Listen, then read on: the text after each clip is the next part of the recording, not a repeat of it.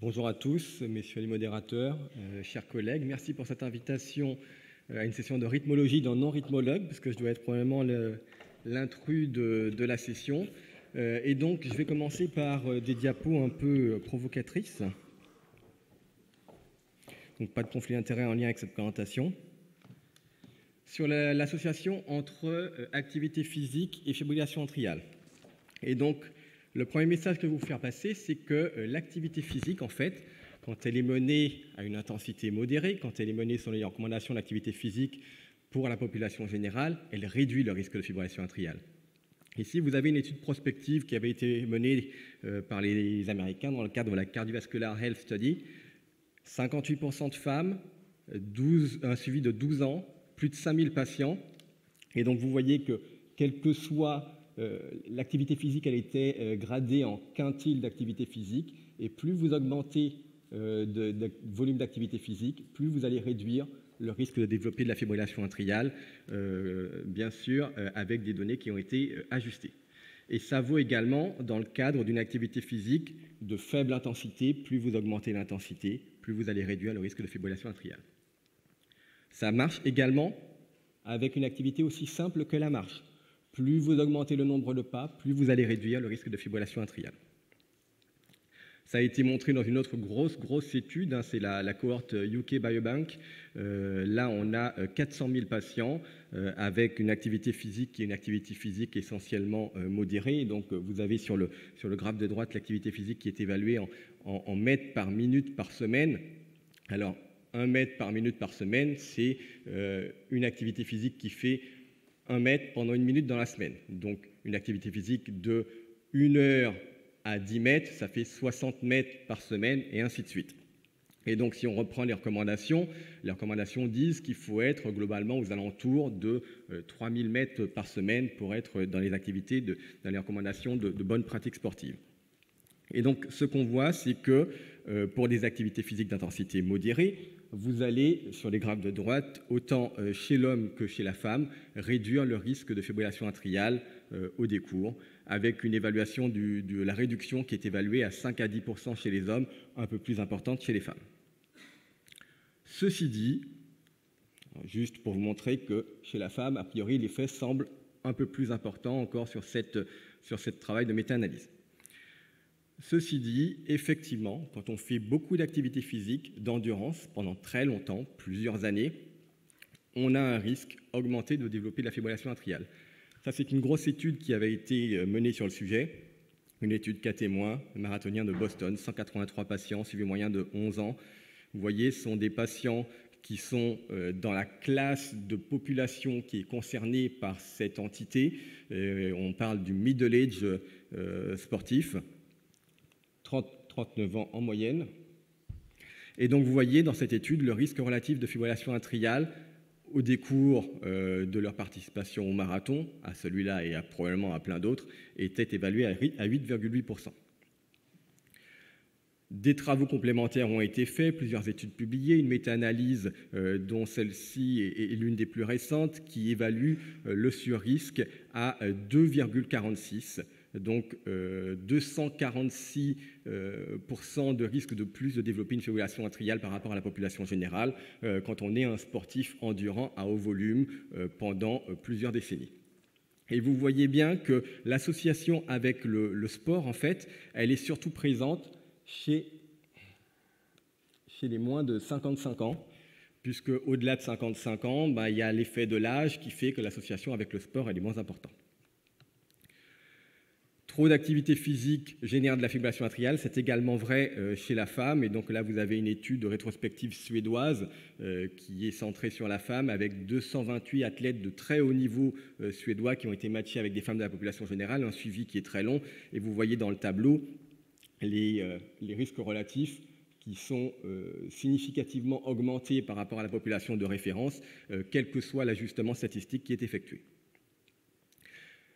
Au niveau physiopathologique, comment ça se passe? On revient au fameux triangle de Koumel, avec à la fois l'existence d'un substrat, à la fois la gâchette, le phénomène de trigger, et puis à la fois les modulateurs.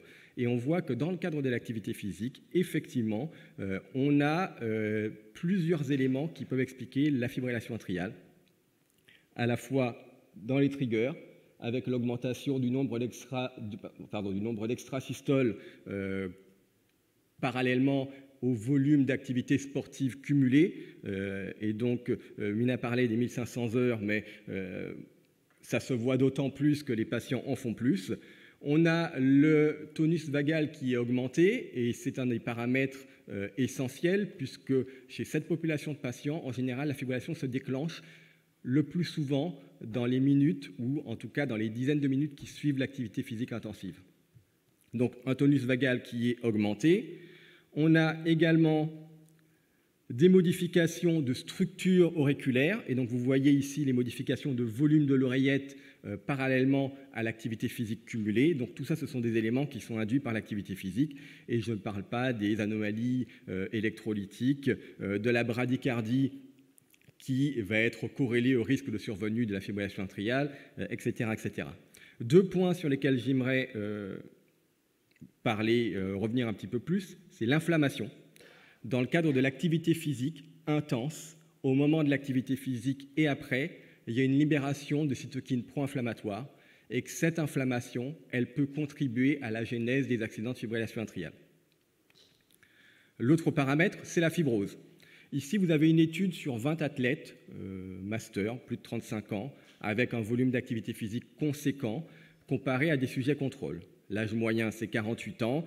Vous voyez que ce sont des athlètes qui n'ont pas forcément de différence significative, si ce n'est un poids un petit peu plus faible, un indice de masse corporelle plus faible.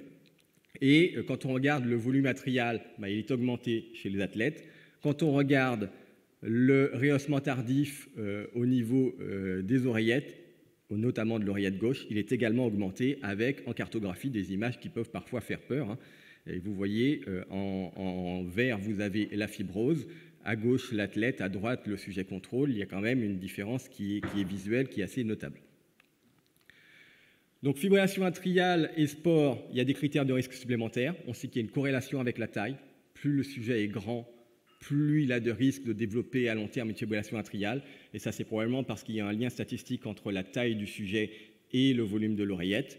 Et puis également une corrélation avec le poids, mais ça c'est un petit peu moins étonnant, puisque plus on augmente en poids, plus on se rapproche de l'obésité, plus on augmente le tissu adipeux, notamment le tissu adipeux périviscéral, qui va pouvoir lui également produire des médiateurs pro-inflammatoires. Ça a été montré, donc autant là vous aviez une cohorte de militaires suédois, donc c'est essentiellement des hommes, et quand vous avez une étude qui mixe les hommes et les femmes, ça marche aussi. Donc est-ce que l'athlète qui fait de l'AFA, est-ce qu'il est symptomatique? La réponse c'est oui.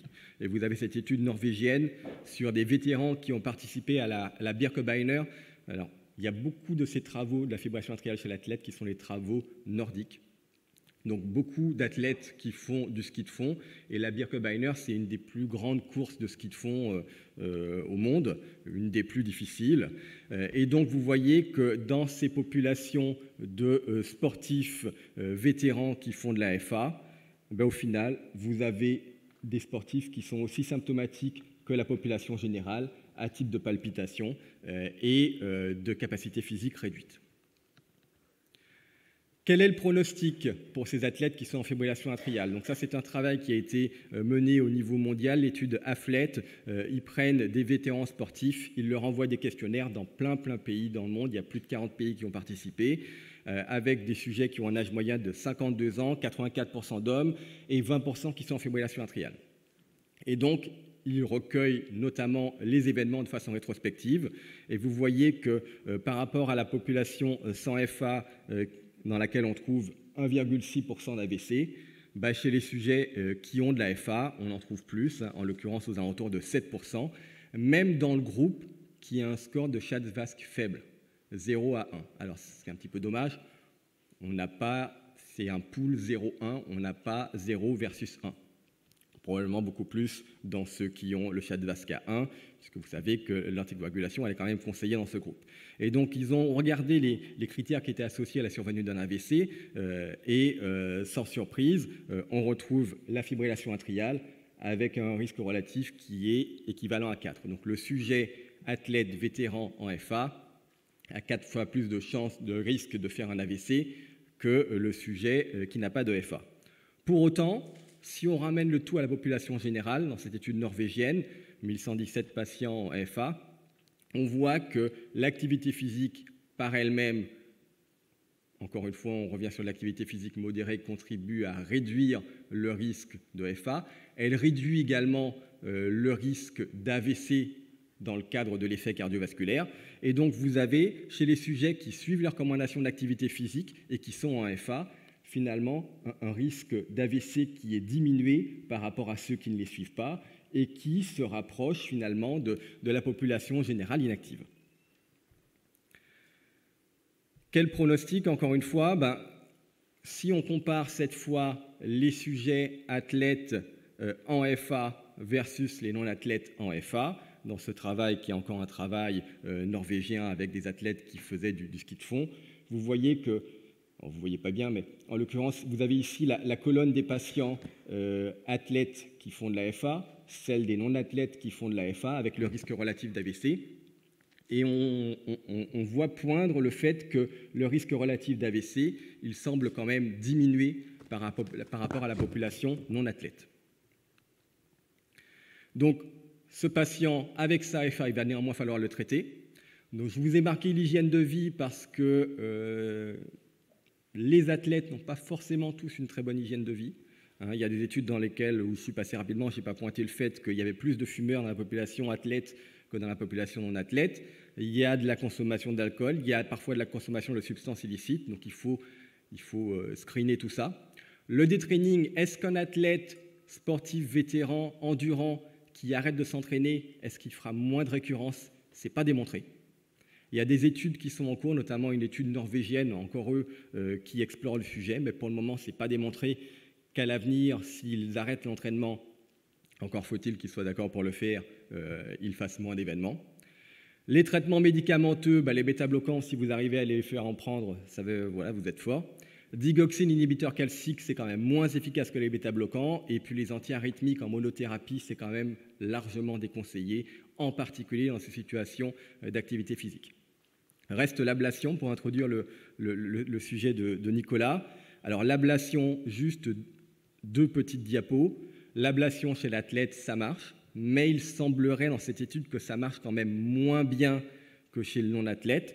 Vous voyez le pourcentage de récidive, ou en tout cas d'événements à distance, qui est plus faible, qui est plus élevé, chez l'athlète que chez les non-athlètes. Il y en a moins c'est la distance par rapport à la survenue de récidive, et que, semble-t-il, d'après ce travail, ils récidivent beaucoup sous la forme de flotteurs. Néanmoins, il y en a une grande majorité qui reviennent à leur activité physique, 77% dans le cadre de cette étude. Un travail français, pour le coup, qui semble dire que, malgré tout, quand on les ablate, ça se passe plutôt bien. Dans ce travail, en tout cas, il n'y avait pas de différence en termes d'outcome entre les sportifs ablatés et les contrôles matchés. Et ce qui est intéressant de voir, c'est que dans les facteurs prédictifs de récidive, rien ne ressortait en lien avec l'activité physique, que ce soit l'âge de début de l'activité physique, que ce soit le volume total d'activité physique ou le fait qu'ils aient été des athlètes d'endurance. Et puis, juste pour finir, on est en terre de rugby, c'est la Coupe du monde de rugby.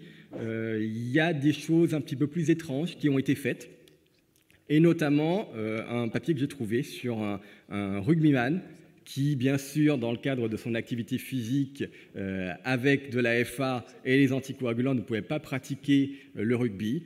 Il y en a quand même qui sont allés jusqu'à lui occlure l'auricule gauche pour qu'il puisse reprendre l'activité physique sans anticoagulants. Pas de données de suivi, bien sûr, c'est un cas clinique.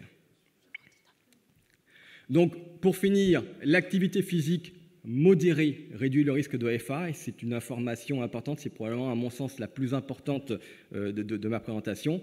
Un passif d'endurance à haut volume augmente le risque d'EFA chez le sportif vétéran sur un mécanisme vagal qui va être un mécanisme vagal prédominant. Le risque embolique, il est probablement réduit par rapport au sujet en FA non sportif, mais il n'est pas nul. Donc ça veut dire qu'il faut les anticoaguler. Il faut les anticoaguler avec les bonnes indications en suivant le CHA2-VASc. L'ablation, elle peut être proposée, en tout cas au moins discutée en première intention compte tenu des difficultés de traitement médicamenteux. Et puis il faut savoir rechercher les causes non modifiables d'EFA. Pardon, les causes modifiables. Et dans les causes modifiables, il y a l'hypertension artérielle, il y a l'utilisation de produits illicites, il y a le reflux gastro-œsophagien. Tout ça, ce sont des éléments qui peuvent favoriser le fait de faire de l'AFA. Merci pour votre attention.